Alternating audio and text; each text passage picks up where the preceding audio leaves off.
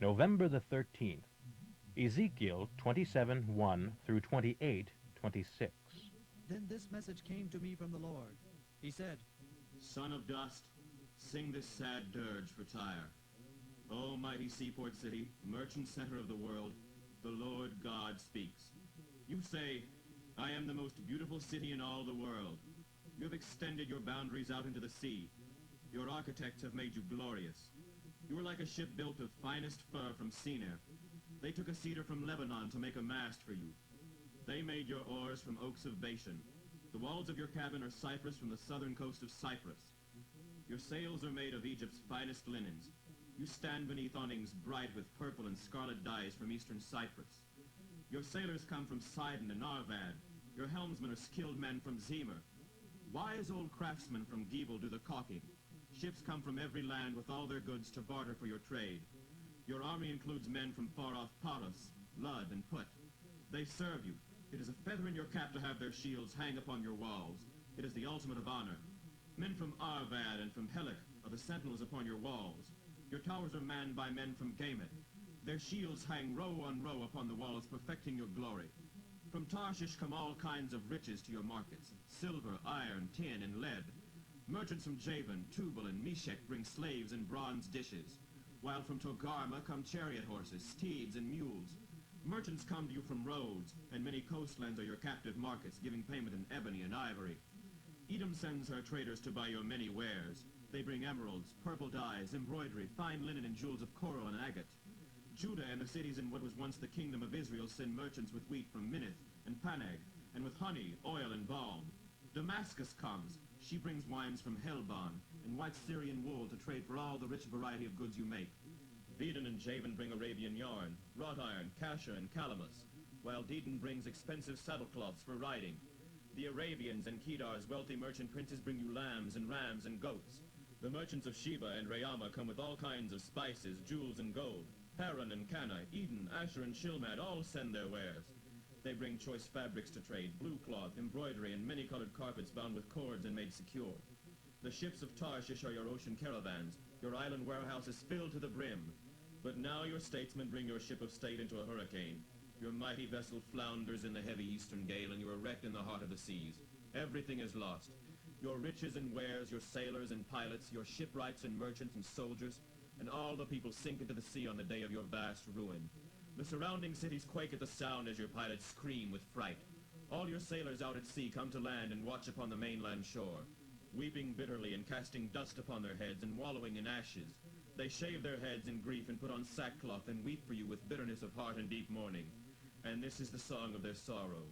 Where in all the world was there ever such a wondrous city as Tyre, destroyed in the midst of the sea? Your merchandise satisfied the desires of many nations. Kings at the ends of the earth rejoiced in the riches you sent them. Now you lie broken beneath the sea. All your merchandise and all your crew have perished with you. All who live along the coastlands watch incredulous. Their kings are horribly afraid and look on with twisted faces. The merchants of the nation shake their heads, for your fate is dreadful. You have forever perished. Here is another message given to me from the Lord. Son of dust, say to the prince of Tyre, the Lord God says, you are so proud you think you are God, sitting on the throne of a god on your island home in the midst of the seas. But you are only a man and not a god, though you boast yourself to be like God. You are wiser than Daniel, for no secret is hidden from you. You have used your wisdom and understanding to get great wealth, gold and silver and many treasures. Yes, your wisdom has made you very rich and very proud. Therefore the Lord God says, because you claim that you are as wise as God, an enemy army, the terror of the nations, shall suddenly draw their swords against your marvelous wisdom and defile your splendor. They will bring you to the pit of hell, and you shall die as those pierced with many wounds, there on your island in the heart of the seas. Then will you boast as a god? At least to these invaders you will be no god, but merely man. You will die like an outcast at the hands of foreigners, for I have spoken it, the Lord God says. Then this further message came to me from the Lord. Son of dust, weep for the king of Tyre. Tell him the Lord God says, you were the perfection of wisdom and beauty. You were in Eden, the garden of God. Your clothing was bejeweled with every precious stone. Ruby, topaz, diamond, chrysolite, onyx, jasper, sapphire, carbuncle, and emerald, all in beautiful settings of finest gold. They were given to you on the day you were created. I appointed you to be the anointed guardian cherub. You had access to the holy mountain of God. You walked among the stones of fire. You were perfect in all you did from the day you were created until the time when wrong was found in you. Your great wealth filled you with internal turmoil, and you sinned. Therefore I cast you out of the mountain of God like a common sinner. I destroyed you, O overshadowing cherub from the midst of the stones of fire. Your heart was filled with pride because of all your beauty. You corrupted your wisdom for the sake of your splendor. Therefore I have cast you down to the ground and exposed you helpless before the curious gaze of kings. You defiled your holiness with lust for gain. Therefore I brought forth fire from your own actions and let it burn you to ashes upon the earth in sight of all those watching you. All who know you are appalled at your fate. You are an example of horror. You are destroyed forever. Then another message came to me from the Lord. Son of dust, look toward the city of Sidon and prophesy against it. Say to it, the Lord God says, I am your enemy, O Sidon, and I will reveal my power over you. When I destroy you and show forth my holiness upon you, then all those who see shall know I am the Lord. I will send an epidemic of disease and an army to destroy. The wounded shall be slain in your street by troops on every side. Then you will know I am the Lord.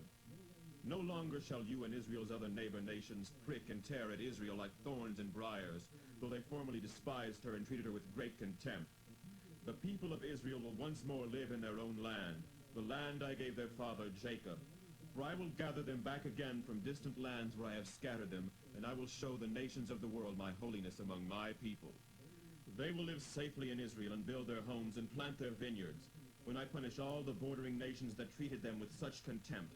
Then they shall know I am the Lord, their God.